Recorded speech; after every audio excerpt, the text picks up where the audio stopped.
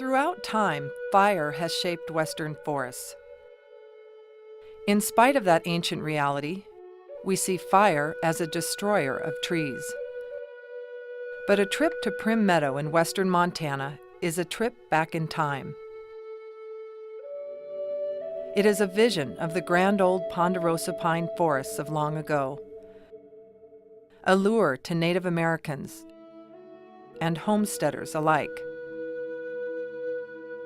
A forest kept open by fire. The pines of Primm Meadow still stand in silent testimony to their ability to survive fire.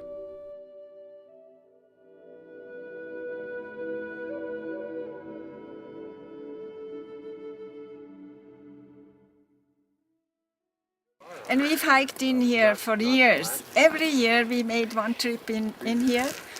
And we always thought, so gorgeous, it's like a cathedral. And every time we brought somebody new along, they agreed. They thought it was a marvelous place to be. I had never seen anything like it before. To see all those beautiful trees and the color of the trees and the golden look of the trees was so impressive. This is a real special place because it's a forest like Lewis and Clark saw probably for dozens of miles in their travels in what is now western Montana. Lewis traveled up the Blackfoot Valley, and both of them traveled through a number of high valleys that would be real similar to this, that had these ponderosa pine forests like we have right here at Primm Meadow. And these were magnificent forests, these big old ponderosa pine, well spaced. And these kinds of forests are really rare now. This was the premier tree in the northern Rocky Mountains, being the premier lumber tree of the late 1800s. The whole forestry trade, the lumber trade, was all built on yellow pine. They were not interested in anything else.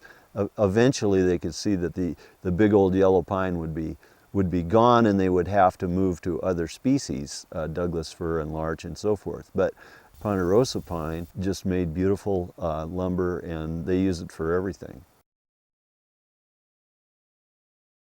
Primm Meadow is an Indian encampment area, evidently. There's a number of Indian peeled trees here. This is a nice area here, a camp area. And if they come here in the springtime, you never know. Some people might even stay here all winter. See, because when our people lived in the Bitterroot, they congregated by Stevensville, which is now Stevensville. They call that Schlechtmensch to our people. Because I used to hear stories from the old people that in the spring, everybody scattered to their favorite haunts to spend the summer. They had to be here in the spring when the sap starts running in trees. Then the cambium layer is easy to peel. Yeah, this ponderosa pine, we're standing next to ponderosa pine as modern society calls it. It's satqlp to our people, but it must be, I'd say, close to 400 years old.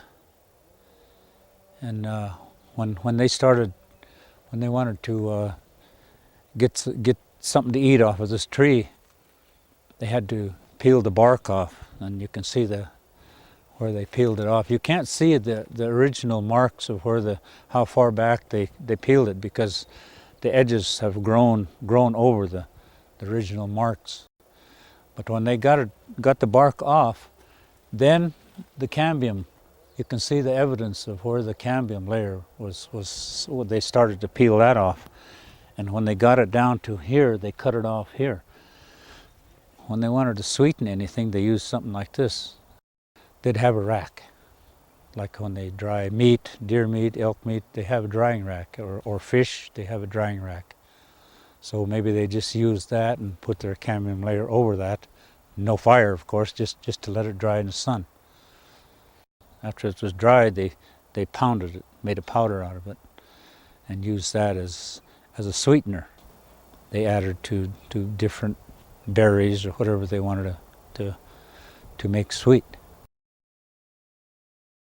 So this is a higher mountain setting, but it still has the open valley characteristics. So these were places that people have always enjoyed. Then the earliest settlers would identify these places, that is, pioneer people would find these kinds of places and file a homestead in the late 1800s and get maybe 160 acres of this and then try to make a living here. But they were farmers, and these places really couldn't be farmed.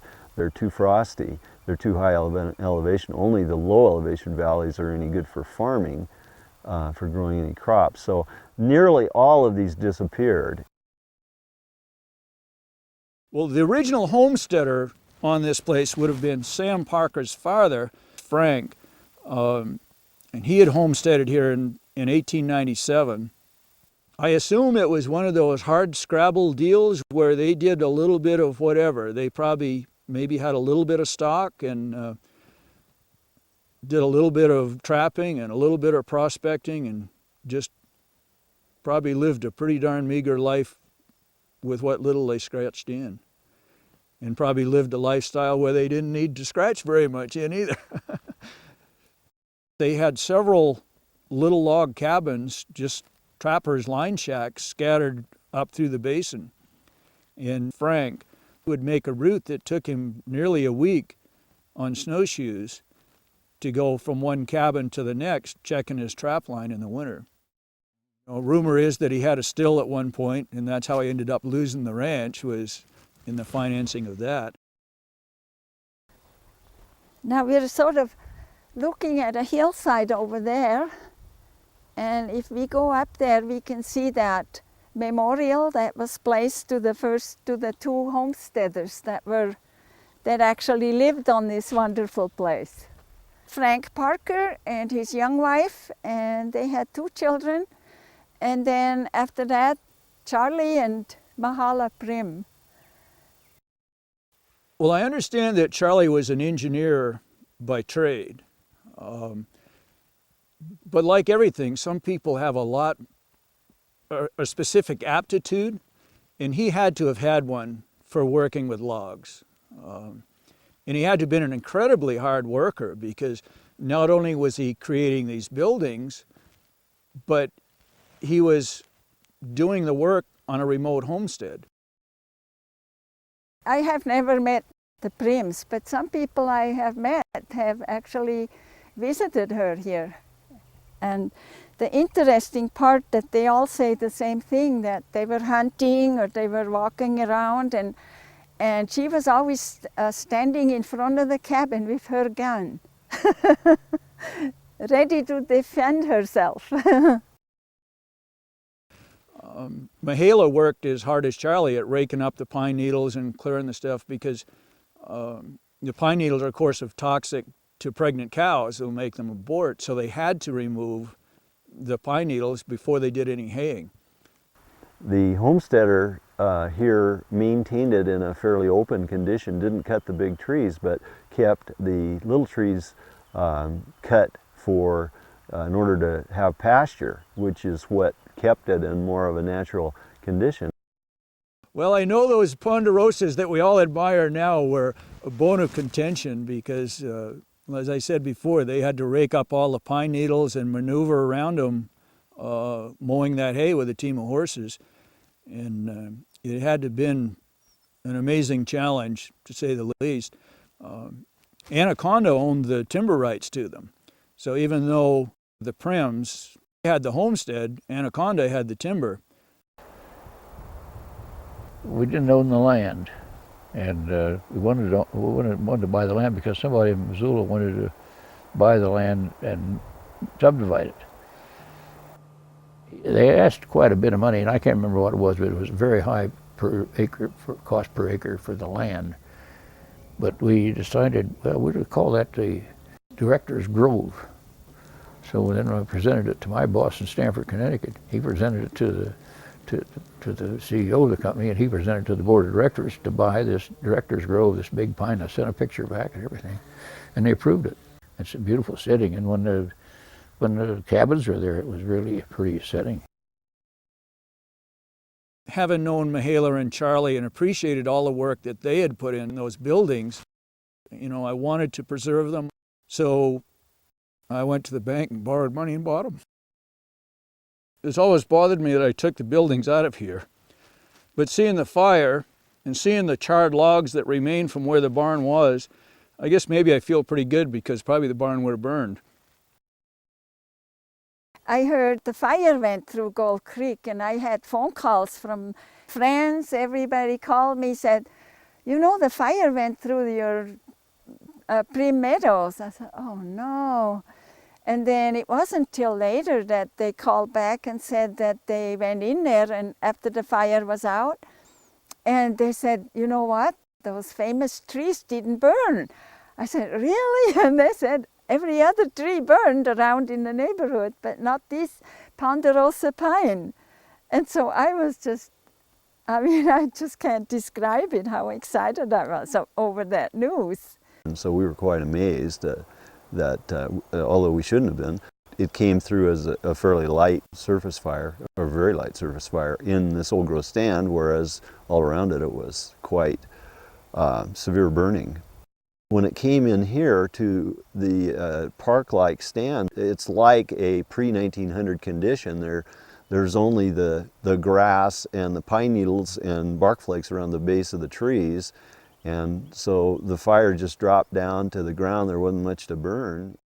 This is a great example of how the fire burned the needles and got really hot, and then started burning the tree, and it stopped right 5 inches above the ground, and the rest of it didn't burn. And it happened almost around every tree.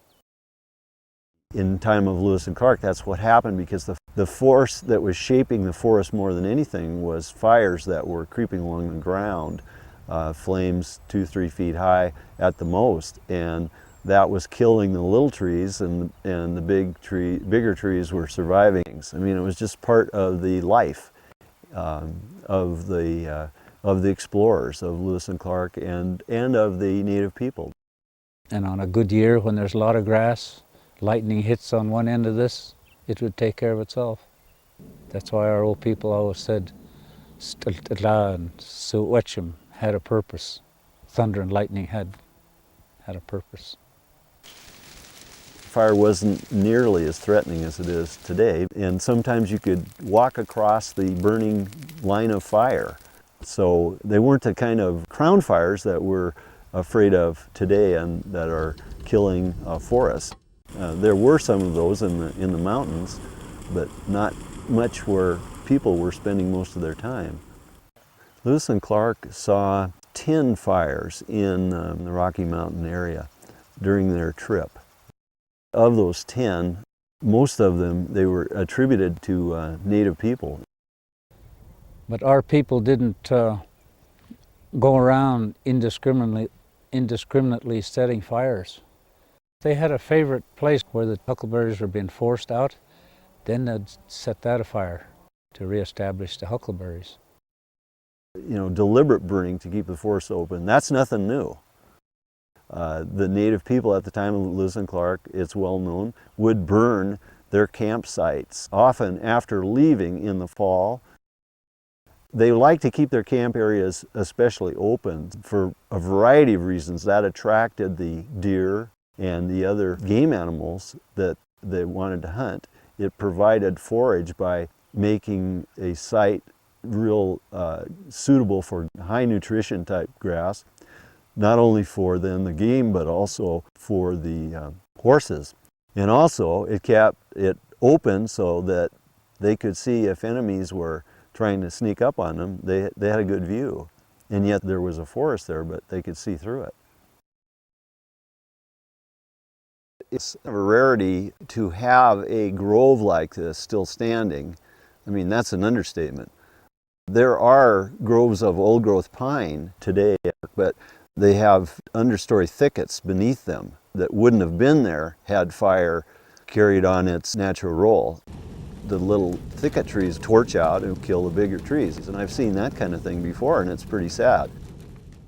So to see a forest that was managed lightly in a way that kept it open like a natural stand, and then to have the unrestrained wildfire come through, that was quite remarkable. This is like cranking the clock back 100 years and seeing what these forests were like. And they were just so hugely different than our modern forests. We need to start following nature's processes and using that as an example for our management. So this is a living embodiment of that here at Primm Meadow. Well, I can't think of any other place near Missoula that has this type of timber. And I think it'll be an excellent place for people to come visit.